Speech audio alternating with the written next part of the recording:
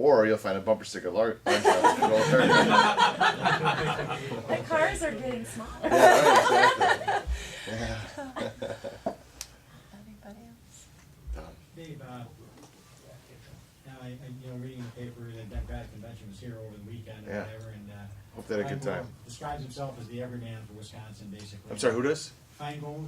Oh, yeah. Senator Feingold Sure is. defines himself as the everyman for Wisconsin. How do you, I know you're a much better representative of Wisconsin than what Senator Feingold is. How do Well, you that's just get it. that message out? Senator Feingold, I think, is proud of the progressive badge he wears, and he flies that banner, high.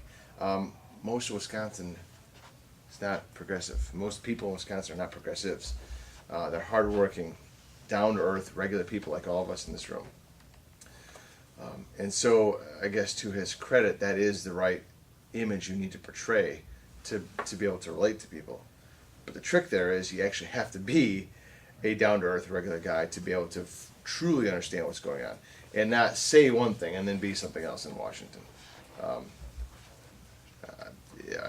He's successfully pulled it off, in 3 elections, and largely due to who the Republicans have run against him. And I've known a number of the candidates who have lost to Senator Feingold, and they're all nice guys. But what happens is when Senator Feingold is running against a very wealthy individual, it's really easy for him to portray himself as being a common guy, because he's the 95th most wealthy member of the U.S. Senate, or whatever, the 5th least wealthy, something like that. I don't know. He's way down there on the rankings, but that doesn't make him a regular guy.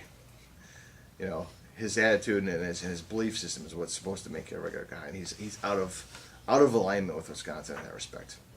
Well, he's a career politician, and this year that may prove to be something really negative against him. Well, this year or any year it should prove to be really negative against him, because we need constant flow of new people, new ideas, new leaders in Washington, and that's certainly time for a change. So does that mean you support term limits? Term limits, 2 terms, absolutely. Absolutely. Anybody else? What other questions? 12. There's a lot to get done. You're exactly right. Exactly right. That's why you send someone to Washington whom you can trust. And the whole purpose of this tonight is so, like I said before, you can look me in the eye, and you can challenge me, you can vet me, you can determine that I'm the right guy for the job. Roberto. Was your life after West Point, and what was it? I'm sorry, say that one more Was your time. life after West Point, and what was it? My life after West Point was on active duty in the Army for 18 months before I was medically separated. I've got asthma. I always point to my lungs when I describe that. Of course I have it. And after that, which was emotionally devastating to me, I had trained 4 years to be a career military officer. I wanted to be a lifetime Army officer. I got into several different roles of consulting and sales and management in different companies across the country, and then wound up back in Wisconsin, went to graduate school down in Chicago, and then started my business after I got my MBA. Which is? My business? Yes. It's an ink and toner cartridge company that I run out of Watertown. What earned you the appointment? Well, there's a lot of things. The process to get to West Point is cumbersome. You start with a pre-candidate questionnaire, and then if you pass that screening process, then you go and get a nomination from a member of Congress. Mine happened to be Scott Klug. He gave me my nomination. He also nominated me to the Air Force Academy and the Naval Academy.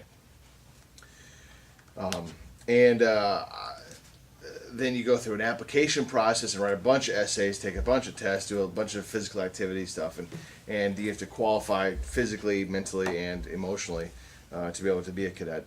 And then if you pass all that, then the admissions board determines whether or not you get an appointment. And so every year, something like 10 to 15,000 potential candidates apply or start the application process, and then they take right around 1,000 every year. And then something like 80% of those graduate 4 years later. I have have one follow-on question. How do you determine which tie you wear at an event like this? It's always orange. If I'm wearing a tie on the campaign trail, it's orange. Dave, I would really like to hear you discuss something on the Second Amendment. I've recently listened to some footage that another grassroots group did, a vetting session with Mr. Johnson. And he didn't provide a very full answer on the Second Amendment, but a lot of us are very concerned about our Second Amendment rights at this point, and especially because we see Hillary Clinton going overseas and trying to engage the United States in a foreign treaty, a UN treaty for small arms control. Basically, there's all kinds of stuff going on. There really is an assault on our Second Amendment rights. I'm wondering if you can speak to that and where you would stand on Yeah, I it. want to make one thing absolutely perfectly clear. The Second Amendment is not just about hunters' rights. It's not just about gun owners' rights. It's about liberty itself. It has every bit to do with being an American, not just owning guns or being able to concealed carry. That's a portion of it. That's the vehicle that gets to the liberties. But the Second Amendment was crafted and put in place as a check against a tyrannical government. The Founding Fathers didn't trust politicians. And they were visionaries, right? They didn't trust government. And that's why they had to provide the opportunity for citizens to stand up against it, because they didn't want to have another revolution later on. But if they did, they wanted to make sure they could. So it's about protecting liberties. It's about protecting our way of life. It's not just about being able to take a rifle in the woods, once a year wearing blaze orange and shoot a deer. It's so much more than that. And if you don't understand that, if you misconstrue what the Second Amendment is about, you really miss the basis for the rest of the Constitution. You miss the basis for what is unique about America, what makes America great. It's so much more than just being able to own a gun. Many people who are passionate about the Second Amendment don't own guns. You don't have to own a gun to recognize that it's so much more than just guns rights. So let me just ask a follow-up then. Sure. Where do you stand on, for example, licensing issues, et cetera? Yeah. Licensing is always cumbersome. It's always intrusive. It's always overburdensome. It's always a government stepping in and getting more information about you than is necessary.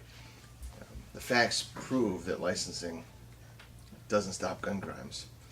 Gun laws don't stop gun crimes. In fact, they exacerbate them. So I'm not a fan of. I certainly would not increase the licensing requirements we have right now. I would look for ways to decrease them. And then, does anybody else have one? I've got another one if nobody else does. Okay. Since we're on guns, fire away. All right. That's bad. I know. Sorry. I also have deep concerns about attacks on our First Amendment rights. Sure. I'm seeing it all over the place. I'm seeing suggested legislation that would it would force people to be licensed journalists in order to publish certain kinds of material. There's an agreement apparently that the NRA just made in order to get itself an exemption from something. I mean, like, there's all kinds of stuff going on where they're working very hard to shut people's mouths and to keep people from speaking their minds. And I guess I would like to know, for example, in your first term in office, the First Amendment priorities that you would have. Wow, that's a mouthful. You are exercising your First Amendment. Yes, Atta I girl. am, sir.